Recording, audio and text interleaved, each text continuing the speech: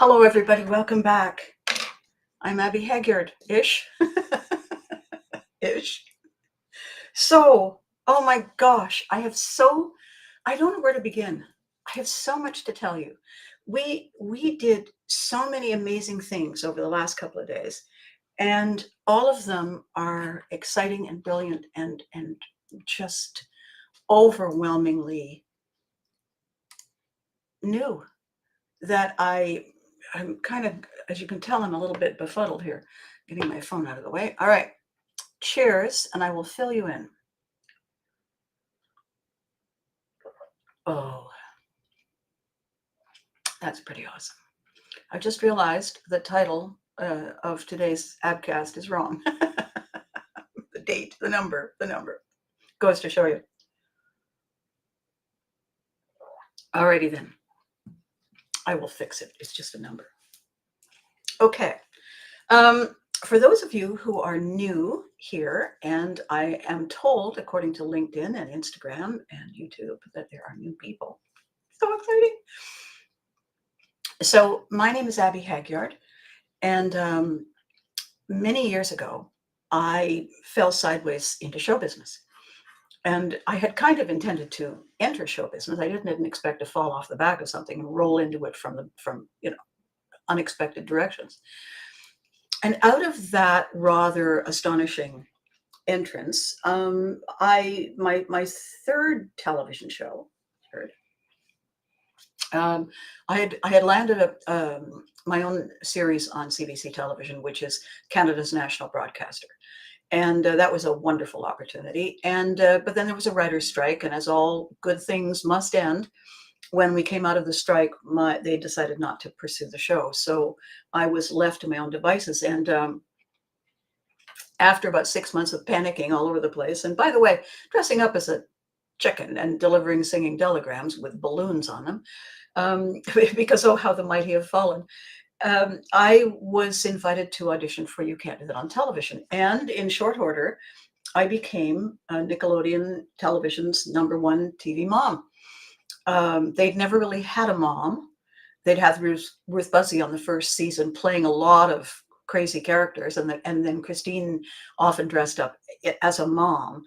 But I originated the costume, and I originated the idea that she had a certain kind of personality that could give the kids something different from Dad and Barth and Snake Eyes and all those other characters to bounce from, to reveal parts of their personalities and to elevate the script and animate the script in ways that wouldn't have happened. Good morning, Freddie. It's so good to see you.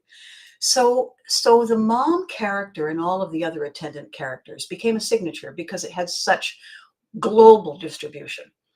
But simultaneously, while we were shooting the kids show, I was doing morning drive radio, and I was also part of a group of actors, voice actors, who were seconded, who were conscripted to do a lot of American animation that was not being produced, even though it had been greenlit down in the States. There's a huge recession. So a lot of the production came up to Ottawa, cheapest place in town. And so as a result of that, when the Care Bears were first created, they were created in Ottawa. And in the very beginning, there were 6, and then there were 10. And I voiced 3 of the 6, 3 of the 10. And then the shift was made after we'd won animation awards at international films and whatnot, that they would take the production and go television and shoot it in Toronto. And so that was the end of my participation. But it's really cool over time to see which major name American stars took on my roles. It was quite wonderful to see. It's sort of like seniority, And so ebb and flow, lots of stage shows, lots of coaching, training, teaching, guiding, mentoring. Became a writer for hire, then became a publisher, ghosting, editing, mentoring, shaping, guiding, navigating people from where they are to where they want to be. COVID hits, and I discover something really quite extraordinary. And what I discover is this. As a military child, I developed internal navigation systems. I developed internal resources. And because every time we were moved, it was up to me to recalibrate, to re-energize, to reset and refocus and re-enter the fray. In COVID, I saw how many people were not gifted that very complicated blessing. During COVID, I realized not only do many people grow up being defined by the people around them, they don't know what to do otherwise. When the rules aren't clear and the rules aren't constant, and people like us always go here on a Thursday is no longer true. They have no internal rudder system activated. We all have the internal rudder system, but it has to be activated. It's like when somebody says, "Did you turn the computer on?" Well, of course I turned the computer on.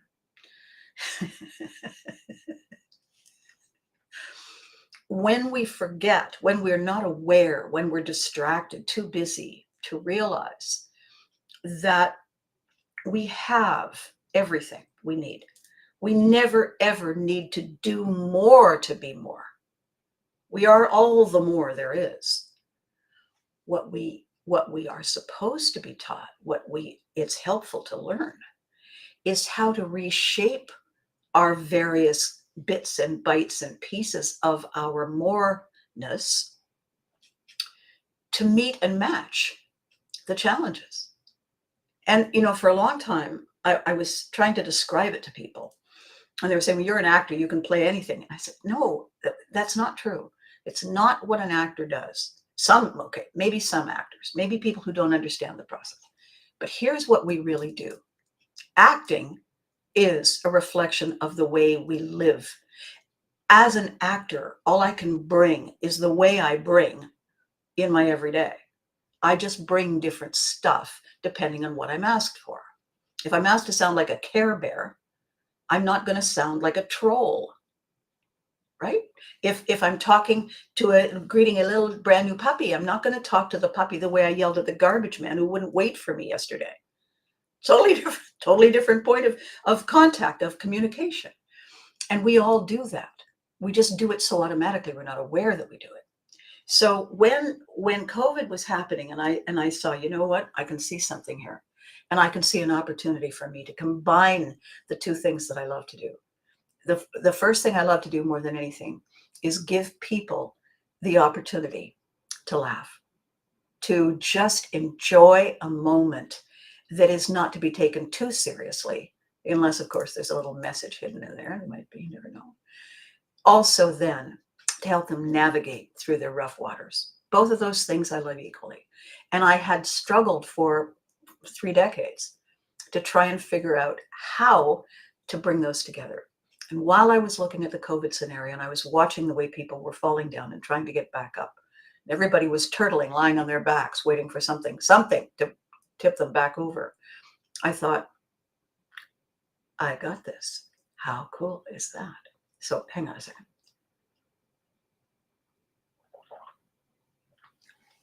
So what I have always done, I don't like the term because I find it too cute. What I have done is something that the industry has referred to as edutainment, education, entertainment. I don't like that. What I do is I give people something to think about that makes them see the normal from a different angle.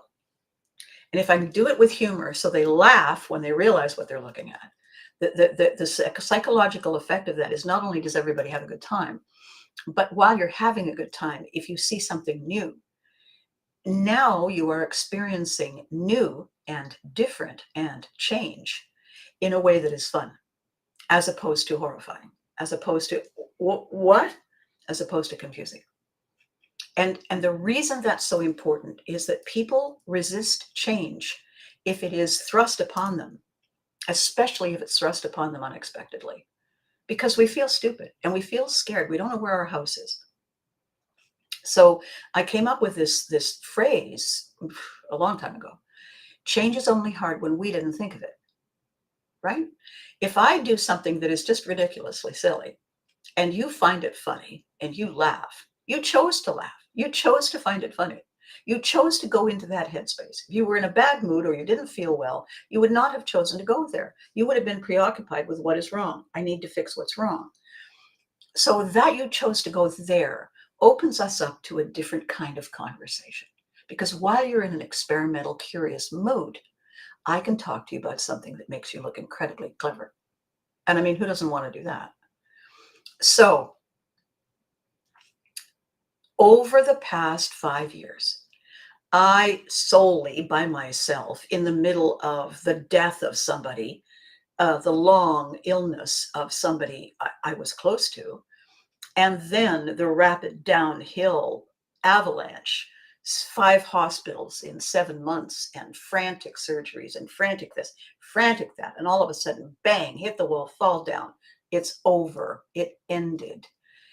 And I was left by myself, with the exception of one amazing, amazing young guy, to pick up the pieces and begin again. And it wasn't that I didn't know I would have to. And it wasn't that I didn't know how. It's that I was exhausted. I was beyond exhausted. Yes, exposing us to new ideas, definitely, Freddie. And exposing us to new ideas in a way that feels safe, welcoming, fun, as opposed to hard work, right? So this lovely young friend of mine moved heaven and earth to make it as painless as possible. It was pretty painless. It took 2 years to get everything done, to get the paperwork, the legal work, to sell the properties, to sell the equipment, to sell the collectibles, to sell the house, to sell the cars, to sell, to relocate, to get myself home, back where I belong. Exhausting. At no time did I forget this idea. Twice a week without fail, unless I think there were a couple of times when there was surgery, and what I did was I pre-recorded. I had made a promise to myself and to all of you that I would do 2 videos a week, Tuesday and Thursday mornings. Why? For me first, to convince, remind, prove to myself that I still am this force, this energy, this complicated layer of stuff, and to let you know that I'm still me and I'm back.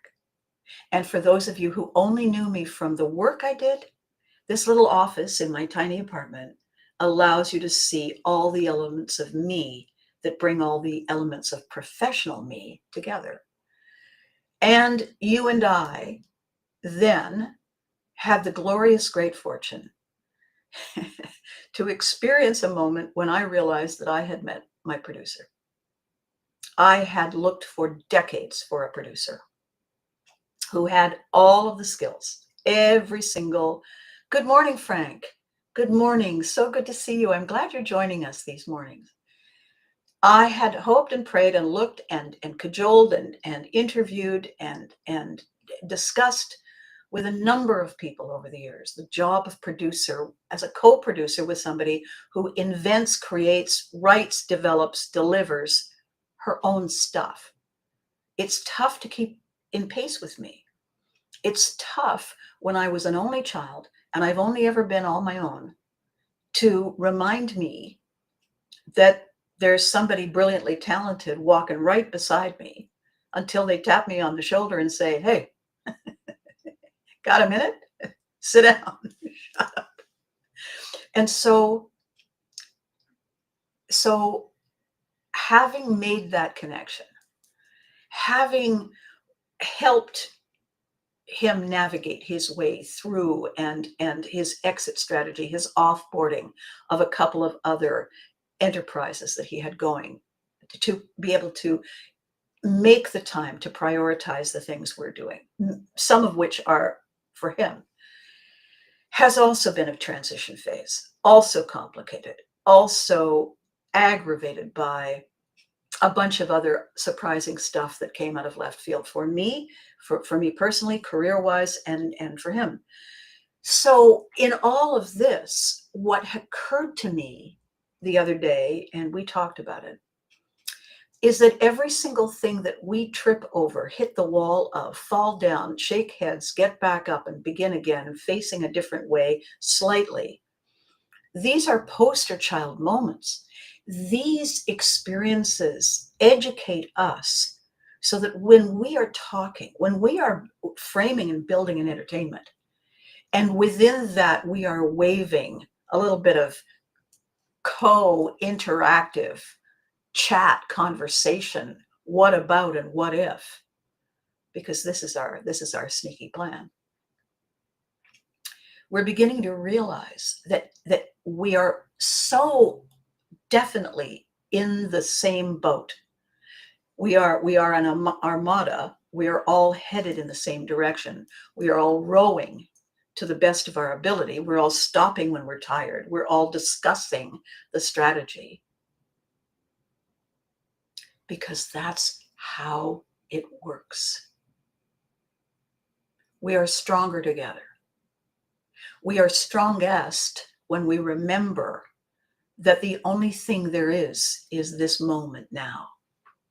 We can remember the lessons, but we don't live there.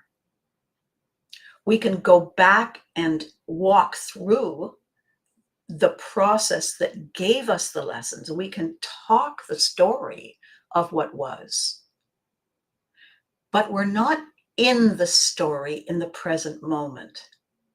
I talked about this a couple of weeks ago. I call it bookmarking. And bookmarking is when we realize that the story is a past influence, a past filter. It is not the present filter. And so, like with any good book, we don't turn down the corner of a page. We bookmark it. We put the bookmark and we do a bookmark on the screen that we want to be able to pull something back. But we're pulling these things back as reference points. I often say, and it's not mine, I just love it. The reason that, when you're in a car and you've got a mirror here and a mirror here, and you've got a mirror just above your window, and it allows you to see the back. You know why that mirror is smaller than the windshield? That mirror is smaller because we're not going that way. It's nice to see what's coming in case it's in attack mode or out of control mode, but we're not going that way. We're going this way. We may be going that way and that way soon, which is why we need all the mirrors for all the blind spots. But we're not going back unless we are deliberately choosing to live shadow lives as people who are not willing to discover something new. Unless we are determined to never let life touch us again. And so we will stay there where it's safe, and all we do is relive over and over and over again that thing that happened. And we build our lives around the temple of that thing that happened. And we never, ever come out again and live fully present. If we choose that, then basically you're only here because you accidentally clicked on something and up I came. She's still got it. I better got it. If I don't got it, I want to know who took it because I'm getting it back. Thanks, Freddie. So,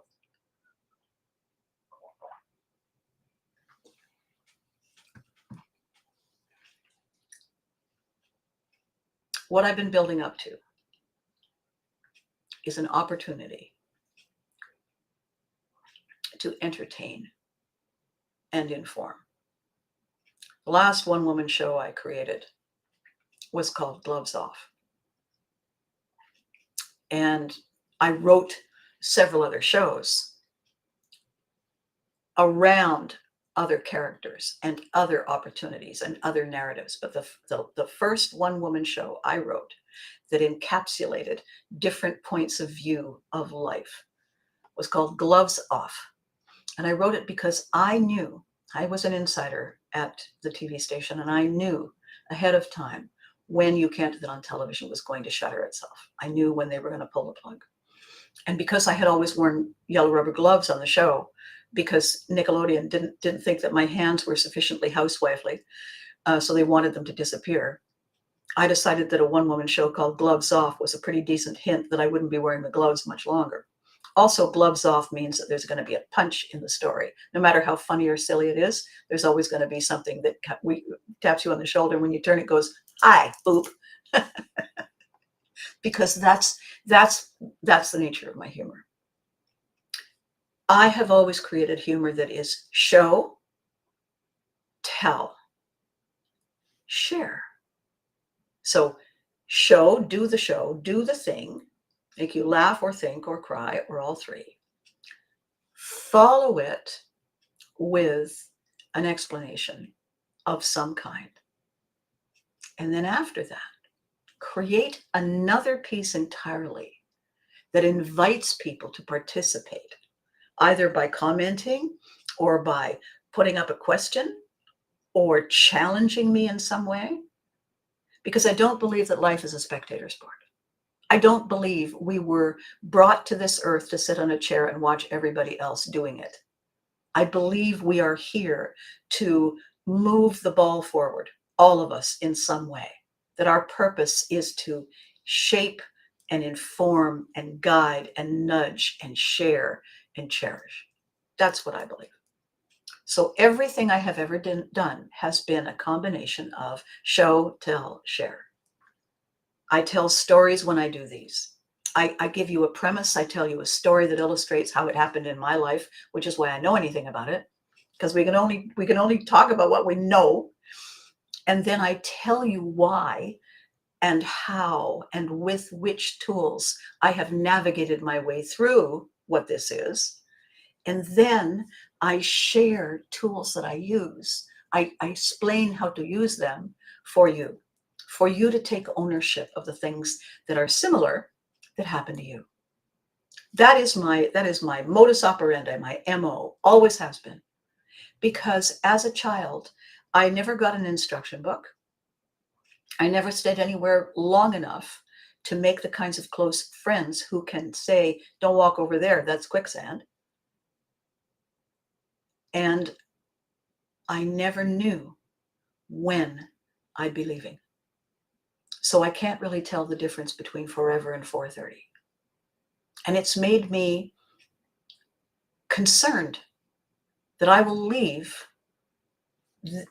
this room, this video, this moment before it's clear to you why I asked you to come. So maybe sometimes I oversplain. Maybe sometimes I overshare, I over illustrate. And if and when I do that, there's two things to say about that. One is sucks to be you, and the other is it is my way of giving you all the tools so that you're not held hostage to situations in the way that I was as a child. I want you to feel safe, and I want you to feel free, and I want you to feel like every moment with me has a sanctuary feel about it, so that you always know we got this. Because it took a long time for me to find people who brought that sensation to me. And I have been grateful every day of my life since. Because until you have that happen to you, it feels like being a one-legged table. It feels like being one of those flamingos that's standing on one leg. When this other person shows up and there they are next to you, you think, "Hello, how do you do? How long have you been here?" You suddenly realize it feels like you got the other leg you needed. Not always in sync. Sometimes it's pretty funny when it doesn't work, but it feels balanced. It feels stable. It feels empowered to be connected, engaged, and most importantly, transformative. That's exciting.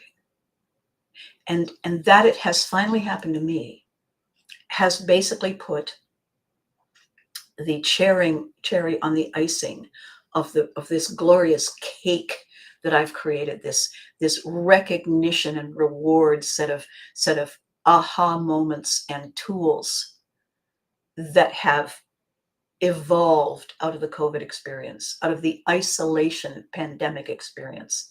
It's like being put in solitary confinement without knowing why. And then suddenly being released on our own with our clothes in a bag and $20 and no idea what to do with it. What I'm bringing, what we are now bringing, are the instructions and the guides who are all recognizably walking the talk,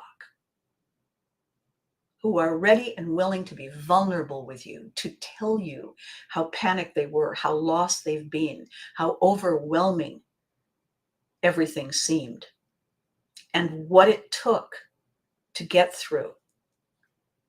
Share their stories, and then ask for your questions. Connect, engage, and transform your view of your unlimited possibilities. That's my plan. Because people like us have just been missing the final couple of dots to connect to be awesome. And I know where they are. There should be an owner's manual. Freddie, truer words were never spoken. There should be an owner's manual for life. I did a stand-up routine on it once. And everybody went, yeah, what she said. So today after this long-winded hello, I want to tell you, first of all, what happened last week, because it's just so amazing. I can't believe. So here's what I wanted. I had a very short wish list. A very short wish list. I only wanted 4 things.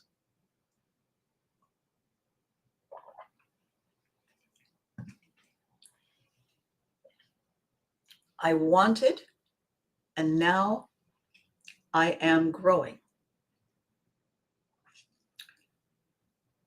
a unique, exciting, dynamic speakers agency. I reached out to several. None of them showed any interest. And I'm not being egotistical here. The credentials that I have on my resume are bigger and more diverse and more global in scope than 90% of the people on the roster of the speakers agency. Why would people want to listen to you, they said. And I said, well, here'd be 40 reasons. Can you prove any of this? Yeah. Do you want to go to Wikipedia? Do you want to go onto the Internet Movie Database? Do you want to read the reviews from the newspapers and the critics? Do you want to see pictures? Do you want to see video? I don't know, if you've just done something recent. Oh, well, I was featured on Fox News in 3 networks, in three regions. Yeah, I don't know, something more, timely. And I thought, okay, yeah, got the message. So I reached out to some very key people, really good, smart, arrived, successful, dynamic people. And I said, want to be in a speakers agency with me? And they all said, hell yeah. And I said, all right. So I currently have 6. I had 5. And then we ran an errand. And I met the 6th. And I thought, this is going to happen really fast. This is going to snowball like crazy. I can feel it. I can just feel it. And it's going to be incredible. So the first thing I wanted was a dynamic, iconic speakers group, a collection of people who only talk for a short while to introduce themselves and their challenge moment, the key points, the high points, and how heavily it knocked them sideways. And then they're going to shut up and ask you, those of you who bought a ticket and came to see what's going on. Each and every one of them is going to say, but enough about me. Did anybody here have anything like that happen? And everybody in the room will have had something like that happen. Because you know what goes wrong? Normal stuff. Absolutely nobody I know who's in entertainment says one of the worst days of my life was when the arm fell off the Oscar. Not going to happen. That's not a terrible thing. A terrible thing is discovering that all of your money is gone because the person you trusted with it stole it while smiling at you. And that you owe taxes in the hundreds of thousands of dollars. You know who that happened to? Joan Rivers. She was bankrupt. And the only way she could get herself out of the hell debt she was in was by performing every night. And she got herself booked everywhere. She played any place that paid money so that she could claw her way back to the life that she had. She didn't have time to waste moaning about somebody who betrayed her. She got on with living. Most amazing spirit in that woman. Just out of curiosity, all the people who watch these videos, has anyone been betrayed by someone they completely trusted? Oh, so that would be a common thread. We don't need to know the details why or the details how. What we need to know is, did you see it coming? Or could you maybe have seen it coming if you'd paid attention? And of course, then we spend far too much time stalling because we beat ourselves up that we should have seen it coming. Well, that's spending all your time looking in the rearview mirror. What we then talk about is how we get past that. What the banner triggers are that we just need to make a short list of. There's usually only a couple. There isn't this great big long blah, blah, blah. And then do we keep in touch with each other to say, go get them, you go, are you sure? Yes. Yes, we do. Yes, we do. Because you know what fame is? I'll tell you what fame is. There's a t-shirt that says, fame tastes like chicken. Here's what fame is. Fame is other people's impression. It's not who we are. It's what circumstances set us up to appear to be. Inside our fame, we're still putting our socks on one foot at a time. People don't line up to peel grapes for us. When we wake up in the middle of the night with indigestion, we're the one who wakes up in the night with indigestion. We can't hand that off to a minion, to one of our people. So that's what it's going to be like when you buy a ticket and you say, oh my God, this is not going to be one of those superstar things. You get all these big names and they tell you how you can be a millionaire. That doesn't help. It does not help. Because somebody still has to show you which end of the weapon of mass construction you're supposed to hold. Do you hold it in the middle? Do you hold it at the end? Do you hold it this way and get ink all over you? What do I, somebody has to show you. Somebody has to walk the talk with you. Because a lot of the time, the people we grew up thinking they were going to walk the talk with us, they didn't know how to hold it either. And they did their best. And some of them failed spectacularly. I am the product of that. My producer is the product of that. I'm willing to bet 99% of you are the product of that. I maintain that if we survive past the age of 5, we have all had a traumatic experience we've never truly healed from. We just carry it around. Every so often we reach in and poke it to see if it still hurts. Yes, it does. I see. Didn't want to fix it. No, too busy. So the speaker's agency, the speaker's group, think of a pride of lions, right? Think of a pride of lions. Think of that image, lions walking toward you with that music, right? Think of that. Okay. Well, our speakers are the lion effect. We all come, we share, and we elevate you. And you become a lion among us. If you want to. If not, you had a great time. Leave a tip for your waiter. Thank the waitress. Remember why you came. Easy peasy. The second thing I wanted after the agency was I wanted iconic places to perform. Places that people would buy a ticket just to see the inside of the building, let alone my show. And I found 3 of them. 3 of them. Love that number. And the huge irony is that the first one is where I first performed years and years ago. It's under a new name. It's under new management. But I'm going back to say, hi, how you been? The second one is where I was first commissioned to perform twice, 2 separate occasions, to debut one-woman shows that I wrote. And the third one is a throwback to my time in Europe when I was in my early teens. It's iconic. It has the old world flavor, and it's a place for the meetings of minds. And I see it more as a lunchtime event than an evening event. The other 2 are my evening events. I wanted an agency filled with iconic lionesque speakers. I have it. I wanted a location that was the draw all by itself. I got 3.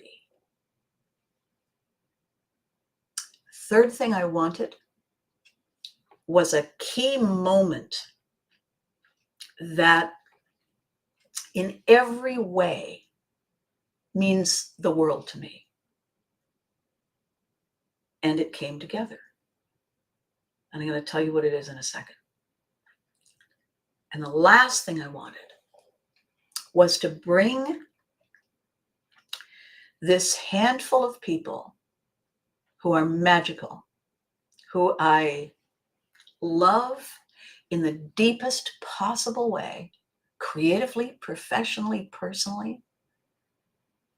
The magic, the synchronicity, the energy that happens when we are together is off the charts. And I have longed for the opportunity to make it happen again. And that is happening too. How about that, sports fans? And I have only been working on it, the first part of it, right up until the 4 things I wanted. I've been working on the first part of it for 5 years.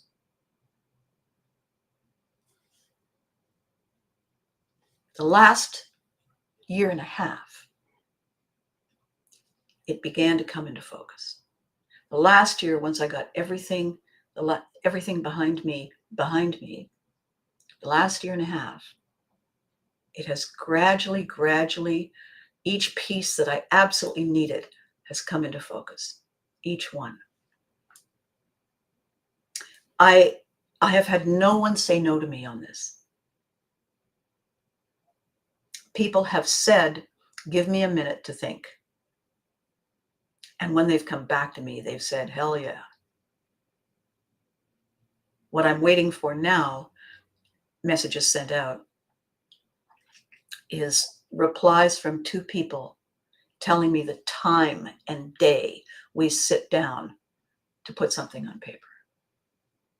But I have dates, and I have performers, and I have a show. And it is going to be everything you need. And I'll tell you why.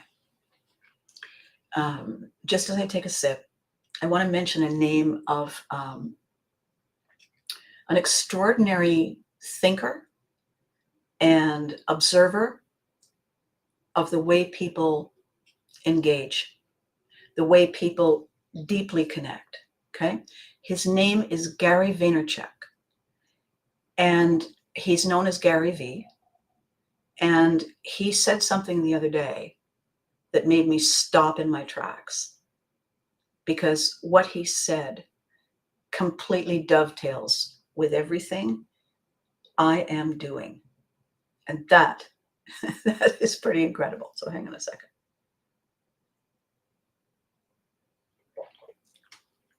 Several years ago,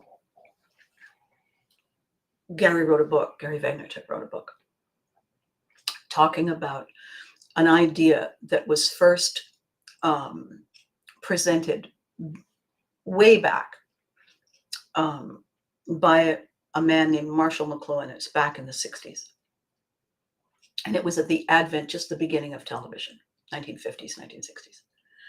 And McLuhan said about television, and then echoing back to every other way that people receive information and connect and comment on the information.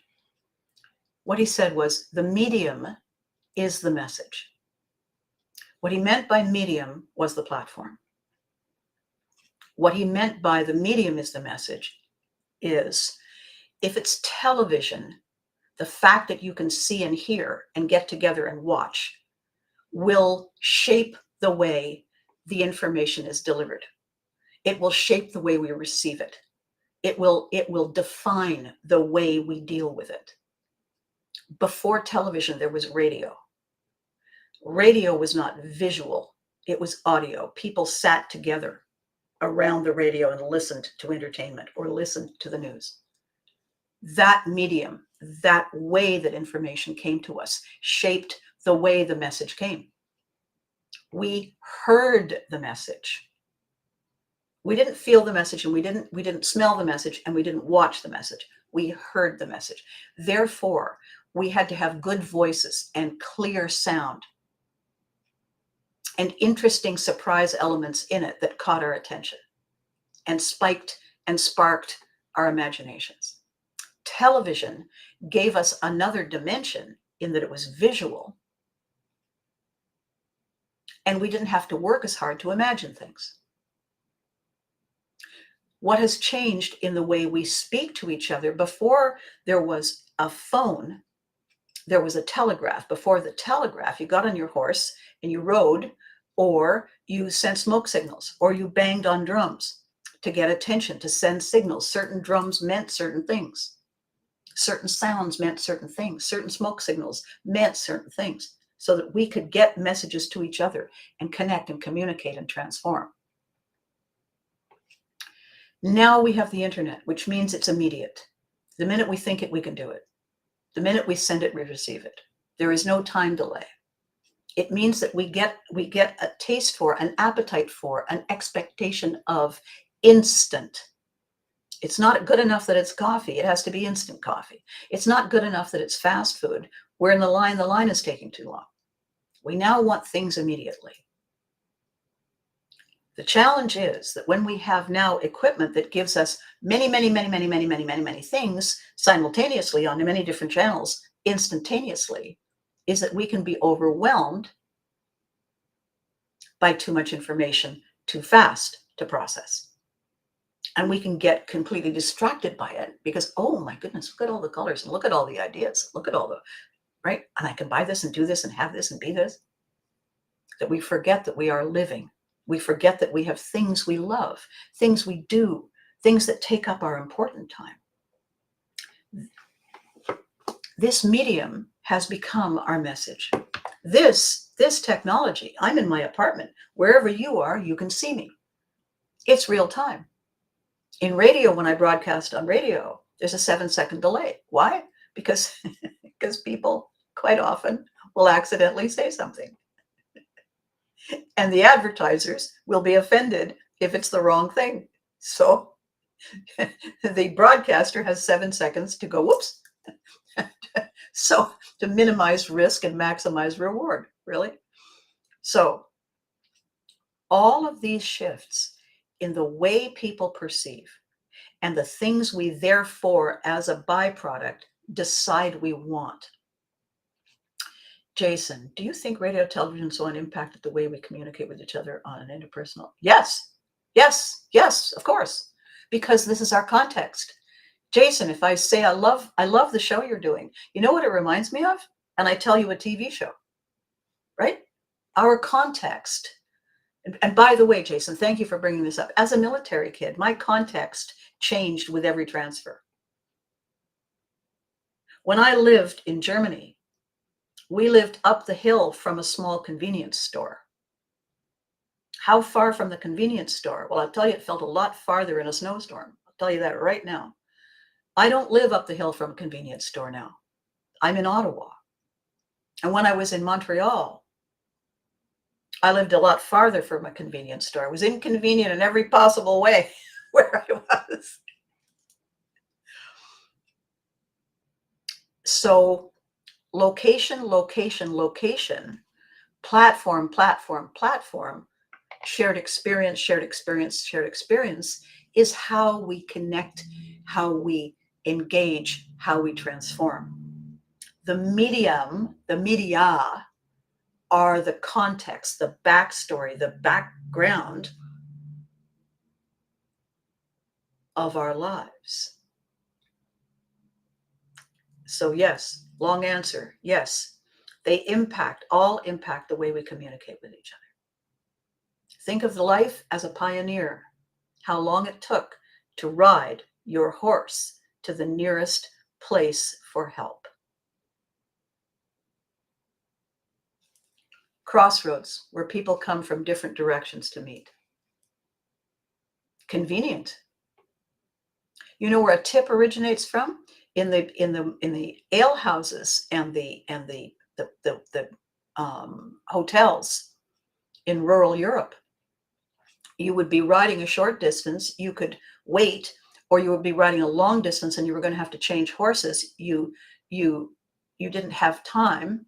You would drop a coin in a wooden box, and when it go clunk, that was to ensure promptness, to get food fast, service fast, because the horses were going to be ready. Now we tip after the meal. That's a mistake. If we tip first, they know how hard to work. So things are all part of our context. Great comment, Jason. Thank you. And guys, this is what I love about this medium, about this message manner, right? It's live and it's real and it's interpersonal, and you're not spectators. I'm just the one on the microphone. You have the other way. So what Gary Vee said is this: in watching the evolution of social media, what he is seeing happening all by itself, because it is the way of human nature, is this: social media was a different platform for people who know each other to get together in real time. Instant contact. Hey, want to go for a coffee? Yeah. All right, meet you at the corner, walk and wait. Perfect. See you there. When? 5 minutes? Got it. Now, technology being what it is, the people who own the companies that create the technology are now monitoring the things we pause and focus on in order to serve us better. If I'm not interested in ads for tractors and Hot Wheels and building supplies, I'm going to now see fewer of those ads coming up on my news feed. I'm going to see instead, based on my pausing and looking and reading and then double checking, clicking to see more, I'm going to get more of that. Okay, that's very nice. Thank you very much. That's helpful. Except that it isn't, because it minimizes our exposure to diversity. I know a lot more than people would think I would know about farm equipment and trucks. Because I actually bought a farm once, and I got my transport driver's license to drive 18-wheelers up and down the highway. Long stories behind both of those decisions. The point is that I can sit down. If I'm on the road and I'm hungry and it's lunchtime and I see a truck stop, I can go in at a restaurant, see a bunch of guys sitting at a table. If there's a spare chair, I say, hey guys, can I join you? And they're all a bit discomfited. And I say, I got my trucker's license. I don't do it anymore. So carry on, talk about whatever you're talking about. And they do. And I pitch in. And if I go to a co-op to buy something because the prices are better than at Canadian Tire or whatever the big store is, Walmart, and I see people buying stuff for the winter in bulk, the original Costco, I go up and I say, oh my God, how many gallons, liters, pounds is that? And we have a conversation. And I say mine was only a hobby farm and I didn't have animals. So, my bulk was a smaller bulk than yours. And really, when did you have and where did you have? And all of a sudden we're talking about farming. Why is that helpful? I'll tell you why it's helpful. Because when I talk to them and they talk to me, we learn and grow. If all I look at is the same, I never change. I never grow. So what Gary Vee is saying in observing all of this, and another brilliant man whose email notes I subscribe to, I get them every day, is a fellow named Seth Godin, Godin, brilliant man. He has talked about communications and sales and marketing and the human condition forever. And he dubbed our last few decades as information age, as connection age. Gary Vee has just said he is already seeing the move away from spectator. He is already seeing the move away from compulsive snacking of entertainment that does not allow engagement. There is this trend now where you can watch a TikTok and within it, there's a buy now. So you're watching a video, then you realize it's somebody who's actually doing a review, but they've made it really entertaining. And then they said, and listen, you can get it right now. So that is two separate entities connecting. That is sales.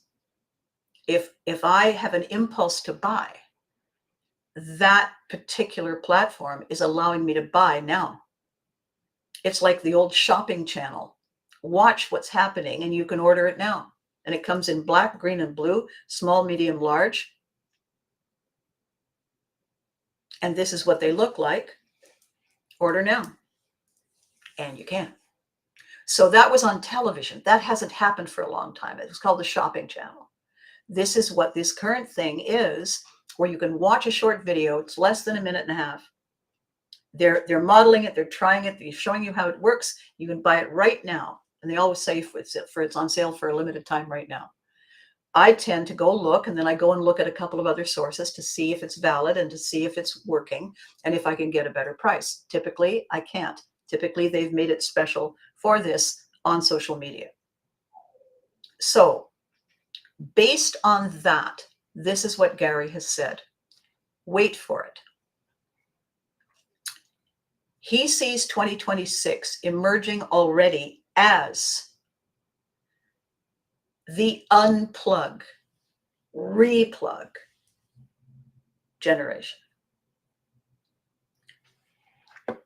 People want more than this. We all need it now because we have become this kind of connected world.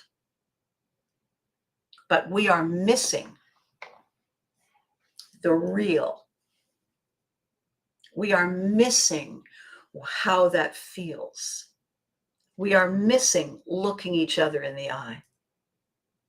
We are missing what is spontaneous in human time, not in click time.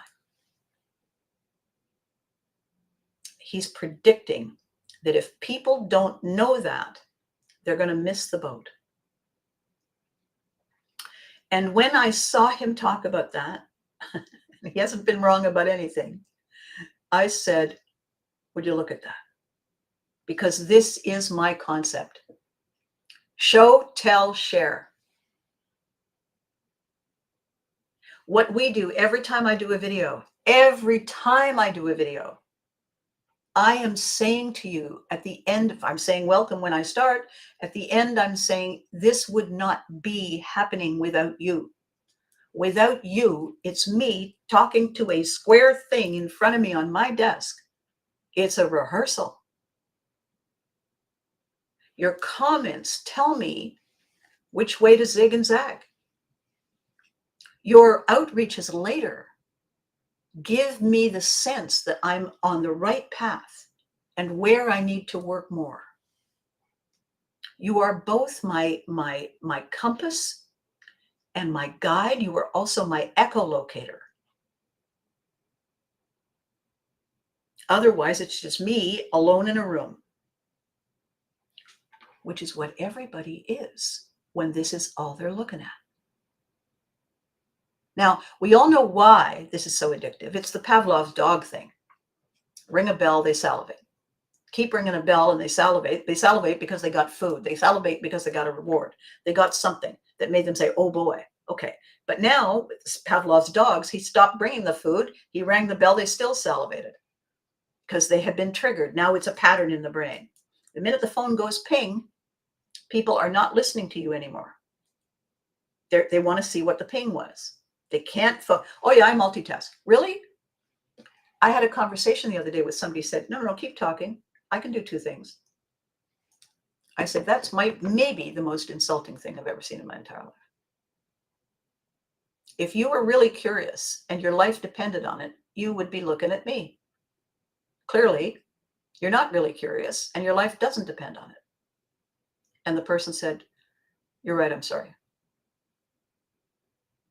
Because they literally were not prioritizing our conversation. And what Gary Vee is saying is that we are beginning to prioritize our real conversations because we are suddenly realizing how good it feels when we are together again and how much we have missed it. And the value of a hug, a 20-second hug, can reset and remove your panic attack. 20 seconds. You know how service dogs pull people with PTSD out of their psychotic break? Now, they touch you. Your service dog touches you. And that brings you back to the present, back to reality. And the psychotic break does not happen. I've met the scientists. I've watched the trainers. I've seen it happen. We are in need of that.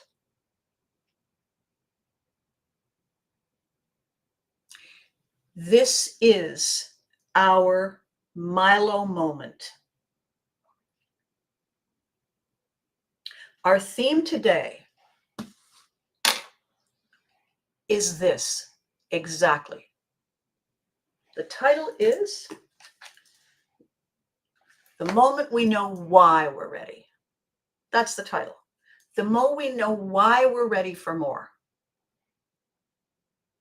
This is the moment. Right now, I'm telling you, you're going, you know what? She's right. The minute we are ready for more is the minute we realize this is not enough. That we are, and here's the why, because we are more complex than a dog salivating at the sound of a bell.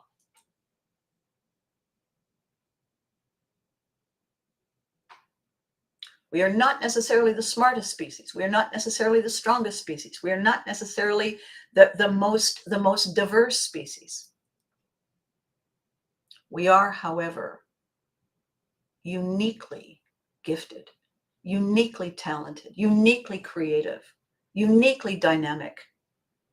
And none of those qualities exist in a vacuum. Human touch anchors us. Human touch,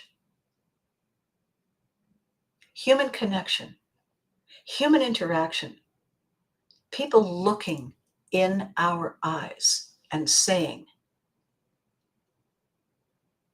we got this.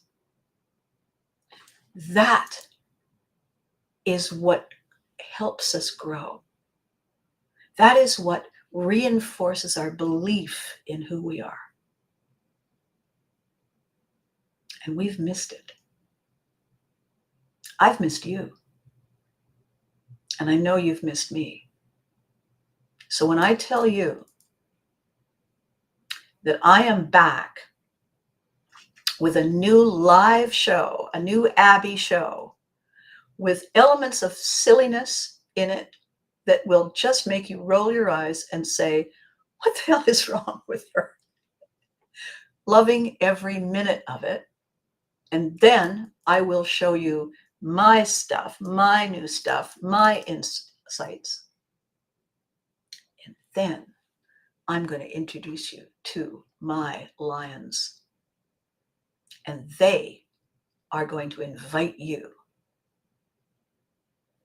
to get to know them better in person, right there in real time. And that's going to happen this year. It's going to happen in November. It's going to happen combined with one anniversary, 2 birthdays, and a couple of books launched. It's going to be epic and lovely. And we're going to have the ability to broadcast it live for those of you who can't physically come. We're going to have the ability to broadcast it within the location for people who can't all fit into the main VIP room. And you are going to get the first taste of what it means to unplug and replug. You are going to get the first taste of what it means to say, yes, but not with you. And you're going to laugh. And you're going to say, when's the next one? And wait, did you say that we can have coaching? Did you say that we can book stuff outside of a show? And we're going to say, why, yes, as a matter of fact, we can. We can do that. That's what we do. So, how do we know why we're ready for more? What is it that makes us say, I don't know, need salt? What is it that makes us say, I don't know, I got to get up and walk around? When we just sat down not long ago and said, oh my God, this is amazing. What makes us say, I just want something a little more, a little different? So I'm going to give you the tool. First of all, I'm going to tell you the story. Quick story. My mother was very absent-minded when she was painting. My mother was an artist. And she would suddenly remember late at night while she was painting that she hadn't made my lunch. And once upon a time when I was very, very young, I had said to her, I thanked her when I came home and I said, I really liked my lunch today, Mommy. Thank you for making me a peanut butter sandwich. Sadly, she then on autopilot proceeded to make a peanut butter sandwich for me for lunch for about the next 412 years. And so, and one day I came home and I walked in and I said, hi, Mommy, I don't want you to be upset, but please don't make me any more peanut butter sandwiches for lunch. Please don't do that. And she said, but I thought you liked peanut butter sandwiches, dear. I said, I did. And now I'm done. I'm done with peanut butter for a while. I'm good. I'm good with peanut butter. It's done though. It's done. It's over. Why? Because I fulfilled my craving. I had the satisfaction so complete that I don't need to invest in it again anytime soon. That's the story. When we were overseas, we drove by a building, high-rise building. It was a summer day. We had the car windows open, and all of a sudden I said, and we were in France. I said, Daddy, Mom, do you smell peanut butter? And my dad said, oh yeah. Those three high rises there. That's an area that's locally called by the military as Little Canada. It's an offshoot. It's where a lot of the Canadians live. It's summer day, and I said, but I smell peanut butter. And he said, well, that's what they're having for lunch. So that's the story. Here's the how to know why. How to know why you're ready for something more. Okay? You take a piece of paper, right? A regular lined piece of paper, okay? And I want you to draw 2 lines to make 3 columns. Boop, boop. The left column, I want you to write down what I'm doing. Just what I'm doing. And then in the middle column, I want you to write the word why. So just a bunch of stuff. Pick the day, or just pick your life in general. What I'm doing. You know, I'm living in a suburb. I've got a decent job. We just got a puppy. I'm still trying to lose weight. What I'm doing. Boop, boop, boop, boop, boop, boop. Why? Why we chose the suburb? Why it's a condo? Why we just got a car? Why we got a puppy? Why? Just what I'm doing, why, okay? And do the whole page, as many things as you like. Stop at the 1 page though, because you could keep going, right?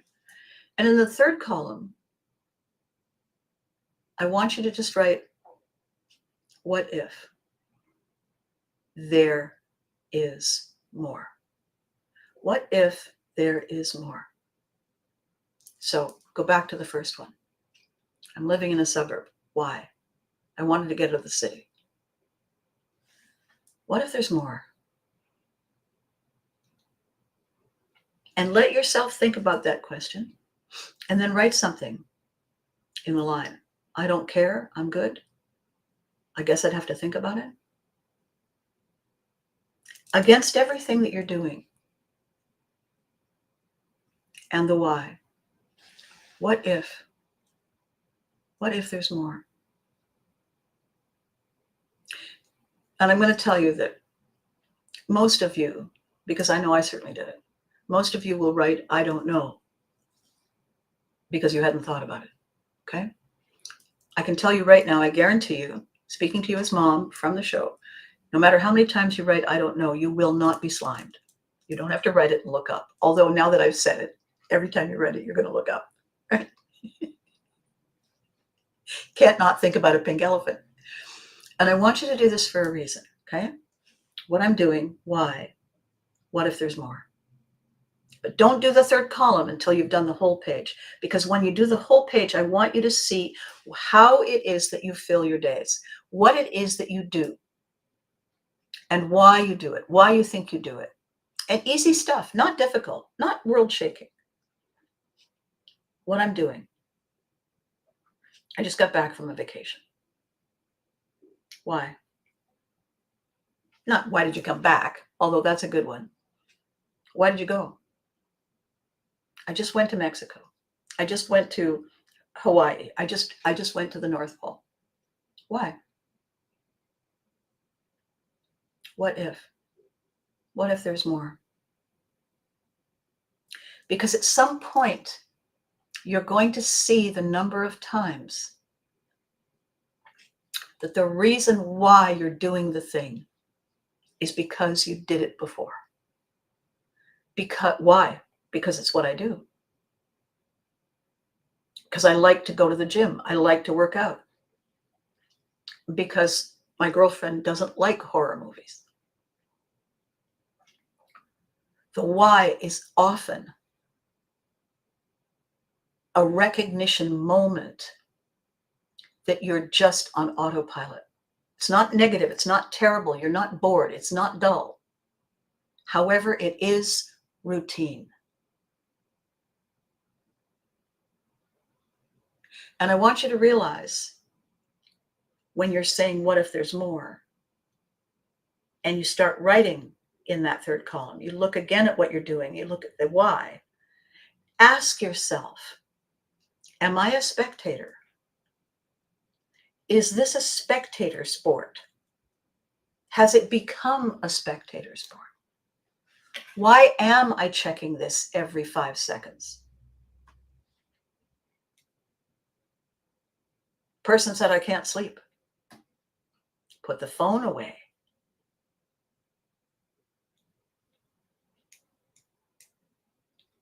Take a deep breath. Don't watch television for the last half hour when you're first in bed. Give yourself and your brain a chance to slow down.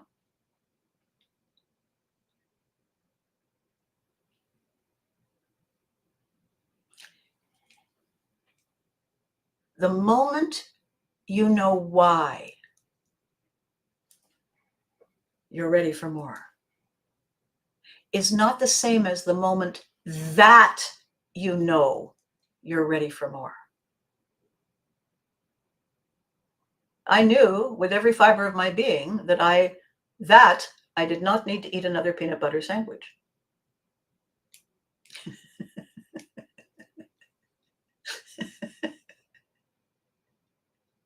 Fortunately, I called a halt to it before I was just made sick by it. I can now eat peanut butter if I want it. I just don't want it that often anymore. I knew that. I didn't ask why. My mother said, but I thought you liked, which was a way of saying why. And my answer was, because you've given it to me every day. And I need more. I deserve more. I'm ready for more. I'm ready for change. I'm ready to own and leverage change. I'm ready to say, I chose this. I asked for this. That is mine.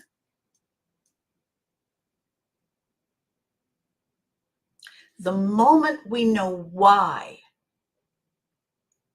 we're ready for more,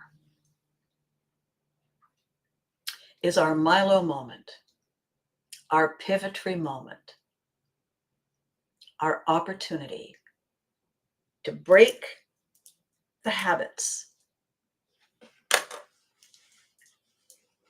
and set ourselves free.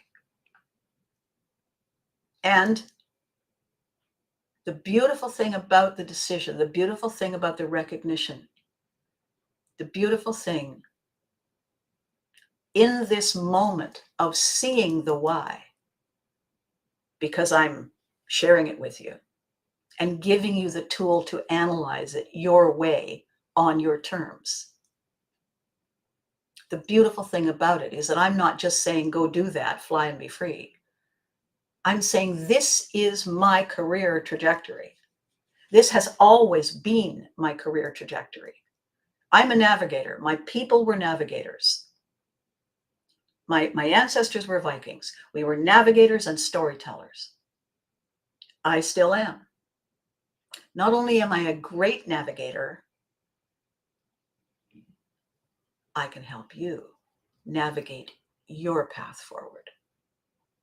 I can listen, hear, question, console, guide, coach, mentor.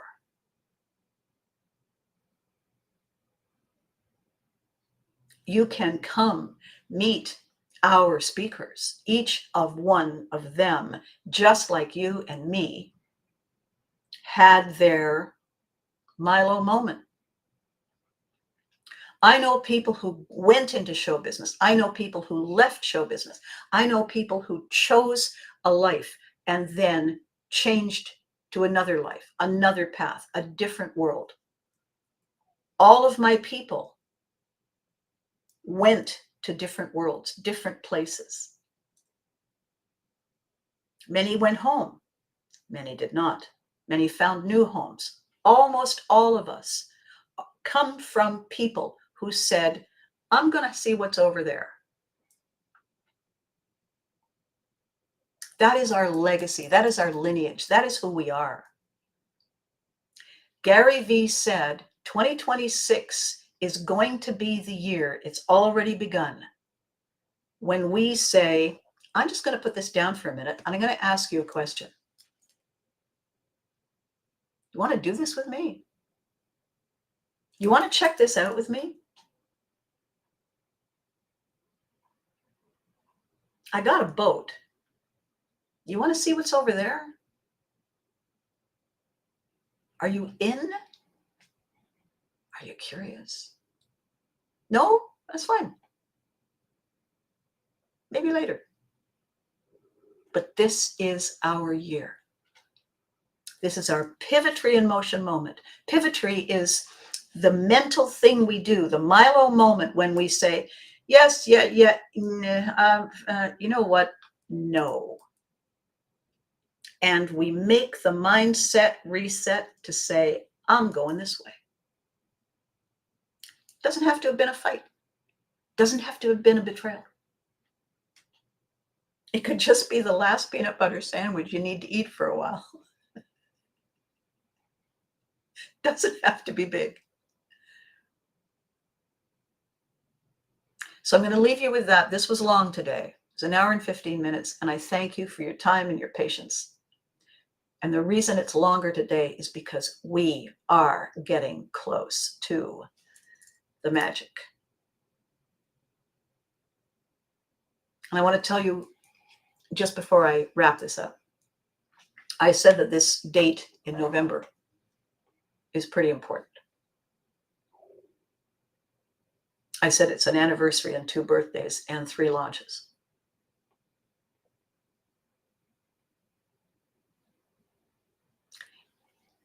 You're going to love it when you find out who the birthdays belong to. It's going to make you smile. I guarantee it. So with that, you know the drill. I always end this way. Be good to you. You deserve it. And remember to hug your loved ones because they deserve it too. All right? So thank you for investing the time. Thank you for caring. Thank you, Jason, for your incredible question. Thank you. That was genius. Keep it up. And to everybody else who didn't comment but watches, you're amazing. I wouldn't be able to do this without you. I'll catch you next time.